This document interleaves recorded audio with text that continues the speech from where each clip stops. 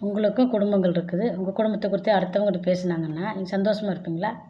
வேதனை தானே உங்களுக்கு. நம்ம குடும்பத்தை பற்றி அடுத்தவங்க பேசுகிறாங்க. அதே மாதிரி தான் ஸ்டாலின் ஐயாவுக்கும் இருந்திருக்கும். அவங்க உங்கள் போலீஸில் அரெஸ்ட் பண்ணதுனால என்ன குற்றம்? நான் அப்படியே உள்ளே போய்ட்டு அப்படி வந்துட்டேன். நீங்கள் என்னமோ நீதி நியாயத்தை நிலைநாட்டிட்டு போனது மாதிரியும், சுதந்திரத்துக்காக போராடிட்டு நீங்கள் உள்ளே போனது மாதிரியும் நீங்கள் பிழுக்கிட்டு வெளியே வந்து நிற்கிறீங்க.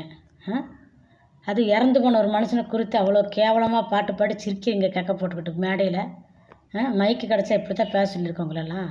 நல்லது பேசுங்க, நல்லது பேசி நல்லபடியாக நடந்துக்காங்க. சீமான ஒரு பெண்ணோட வாழ்க்கையை கெடுத்து அது கெஞ்சி கூத்தாடி ஆட்சியில் இருந்துட்டு அவனோட பண பலத்தாலையும் பதவி பலத்தாலையும் அந்த பிள்ளைய வீணாகவே இது பண்ணிட்டாங்க. அந்த பிள்ளைக்கு எந்த ஒரு நீதி கிடைக்காமே போயிடுச்சு. சரிங்களா? அந்த மாதிரி இருக்கிறவங்க கூட நீங்கள் இருந்துட்டு நாளைக்கு இறந்தாலும் இதே பேச்சு தான் ஜனங்கள்லாம் கூடி நின்று கும்பல் அடித்து சிரிப்பாங்க. அதனால் இருக்கிற இடம் சரியில்லை. அதனால தான் நீங்கள் இப்படிலாம் பேசுகிறீங்க. நீங்கள்லாம் தனியாக நின்னீங்கனாலும் உங்களுக்கெல்லாம் ஓட்டு போடுவாங்க ஜனங்க.